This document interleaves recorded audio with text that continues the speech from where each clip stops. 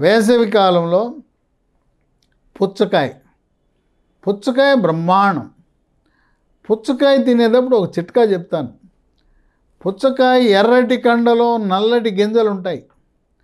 ఆ నల్లటి గింజలను కూడా నవిలేయండి.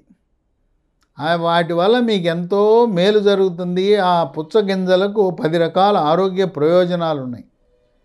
కనుక ఇప్పటి వరకు మీరు ఆ నల్లటి గింజలు ఊసేస్తున్నారు. తినటం మొదలుపెట్టండి. ఎర్రటి కండ కింద తెల్లగా ఉంటుంది కండ. అది కొన్ని సందర్భాల్లో 2 అంగుళాలు ఉంటుంది. ఎర్ర కండ కింద ఉన్న తెల్ల కండ కొంచెం చప్పగా ఉన్న అది కూడా తినండి. పుచ్చకాయలు ఎంతో మేలు చేస్తాయి. తర్వాత వేసవిలోనే లభించే తాటి ముంజలు లేత ముంజలు తినండి సుమా. కొబ్బరిలా కరకరలాడే ముంజి తినద్దు. లేతదా ముదురుదా ఎట్లా తెలవాలండి అని అడుగుతారేమో మీరు. దాని ముంజ లోపల నీళ్లు ఉంటే లేతది, నీళ్లు లేకపోతే ముదురుది. ఇంకోటి కొంతమంది తాటి ముంజ మీద పైన పొర ఉంటుంది, కొంచెం పసుపు రంగు, లేత పసుపు రంగులో పొర ఉంటుంది, అంతా వలిచేస్తారు. అది వలవద్దు. ఆ పైన ఉన్న పొరతో కలిపి ఆ తెల్లగా ఉండే ముంజ కూడా తినాలి. ఈ తాటి ముంజలు వడదెబ్బ నుంచి మనల్ని కాపాడటమే కాక అది జీర్ణ వ్యవస్థకి ఎంతో మేలు జరుగుతుంది. జీర్ణశక్తి పెరుగుతుంది, మలబద్ధకాన్ని నివారిస్తుంది. కొంతమంది మన పెద్దలు చెప్పింది ఏంటంటే, ముంజలు బాగా తిన్న తర్వాత ఒక ఆవకాయ ముక్క తింటే ఆవపిండికి ఈ ముంజలు తింటే కడుపు నొప్పి రాకుండా చేస్తాయని చెప్పి మన వాళ్ళు చెప్తూ ఉంటారు పెద్దలు. ఇక కీరా దోసకాయలో నీరు సమృద్ధిగా ఉంటుంది. అలాగే వేసవిలో సబ్జా గింజలు ఒక 2 స్పూన్లు వేసుకుంటే ఇది 15 నిమిషాల్లో పొంగిపోతాయి. సబ్జా గింజలు, రాగి జావ, బార్లీ జావ, ఇలా ఈ పదార్థాలను వినియోగించడం మంచిది. తర్వాత నీళ్లు ఎంత ఎక్కువ తాగితే అంత మంచిది. మీరు ఆర్ఓ ప్లాంట్ నుంచి నీళ్లు తాగుతూ ఉంటే అక్కడ TDS టోటల్ డిజాల్వ్డ్ సాల్ట్స్ పరిమాణము 80 నుంచి 180 మధ్యలో ఉండేలా మీ ఆర్ఓ ప్లాంట్కి, ఆ యజమానికి వెళ్ళి చెప్పండి. మీ ఇంట్లో కిచెన్లో, వంటింట్లో ఆర్ఓ ప్లాంట్ ఉంటే ఈ TDSని 80-180 మధ్యలో బిగించుకోండి, ఏర్పాటు చేయండి. ఆర్ఓ ప్లాంట్ కంటే ఆల్కలైన్ వాటర్ చాలా మంచిది. ఇప్పుడు పాశ్చాత్య దేశాలు, అమెరికాలో వాళ్ళంతా వాడేది ఆల్కలైన్ వాటరే. కనుక భారతదేశంలో కూడా ఉన్నత వర్గాలు ఆల్కలైన్ వాటర్ ప్రారంభించారు వాడటం. ఇదేం పెద్ద ఖరీదు కాదు. మనకు ఇంట్లో, వంటింట్లో ఉండే ఆర్ఓ ప్లాంట్కి ఆల్కలైన్ వాటర్ ప్లాంట్ తగిలించి వాడుకోవచ్చు.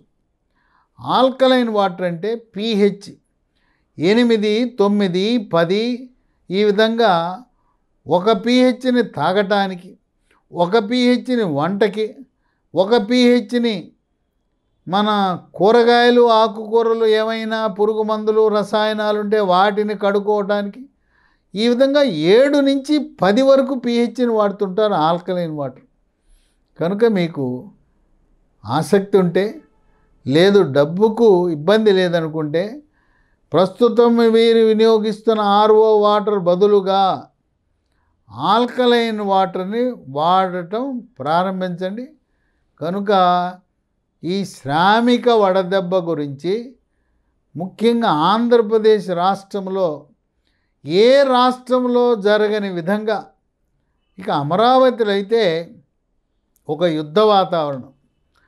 అక్కడ కాశ్మీర్ బార్డర్లో యుద్ధ వాతావరణం ఉంటే, ఇక్కడ భవన నిర్మాణ సామగ్రి యంత్రాలు, ఈ భవన నిర్మాణ యంత్రాలు ఎక్కడి నుంచి వచ్చినాయో తెలుసా? జర్మనీ, జపాను, ఆస్ట్రేలియా, మొత్తం దేశంలో ఎన్ని ఉంటాయో అన్ని యంత్రాలను తీసుకొచ్చేసి ఇక్కడ ఏది కూడా చేత్తో చేసేది కాదు, అన్ని యంత్రాలతోనే. భవన నిర్మాణము వారానికి ఒక ఫ్లోర్ నిర్మాణం చేసే విధంగా ఉన్నాయి. వారానికి ఒక ఫ్లోర్ నిర్మించే ఆ యొక్క పరిజ్ఞానాన్ని షీర్ వాల్ టెక్నాలజీ అంటారు. ఆ విధంగా ఈరోజు అమరావతిలో కానీ, విశాఖపట్నంలో కానీ, రాజమండ్రిలో కానీ, కడప, కర్నూలు, తిరుపతి ఎక్కడ చూసినా రాష్ట్ర ప్రభుత్వ, కేంద్ర ప్రభుత్వ, ప్రైవేటు నిర్మాణాలు, భవన నిర్మాణాలు, పరిశ్రమల స్థాపన ఊపందుకున్న తరుణంలో శ్రామిక వడదెబ్బ గురించి అవగాహన ఎంతైనా ముఖ్యము. కనుక ఎవరైనా అపస్మారక స్థితిలో ఉంటే చుట్టూ చేరి గాలి రాకుండా మాత్రం చెయ్యొద్దు. వెంటనే వారికి బూట్లుంటే బూట్లు తీసేయండి, బెల్ట్ లూజ్ చేయండి, చొక్కా గుండీలు తీయండి. అలాగే వారిని ఎండలోంచి నీడకు చేర్చి వీలైతే ఒక ఎయిర్ కూలరో ఏసీ ఉన్న ప్రాంతానికి తరలించడం, ఇంకా ఇబ్బంది ఉంటే హాస్పిటల్కి చేర్చి వారి ప్రాణాలు కాపాడవలసిన అవసరం ఎంతైనా ఉంది. చేతులు కాలాక ఆకులు పట్టుకున్న చందాన కాకుండా వడదెబ్బ తెచ్చుకోవడం ఎందుకు, హాస్పిటల్లో చేరడం ఎందుకు? ముందుగానే మన జాగ్రత్తలు, మన వస్త్రధారణ విషయంలో జాగ్రత్తలు, మనం తీసుకునే ఆహార పదార్థాలు, పండ్ల విషయంలో జాగ్రత్తలు తీసుకుని వడదెబ్బ, ముఖ్యంగా శ్రామిక వడదెబ్బ, ఎగ్జర్షనల్ స్ట్రోక్ బారిన పడకుండా మనంతట మనం కాపాడుకోవాల్సిన అవసరం ఎంతైనా ఉన్నదని వైద్య నిపుణులు హెచ్చరికలు జారీ చేస్తున్నారు.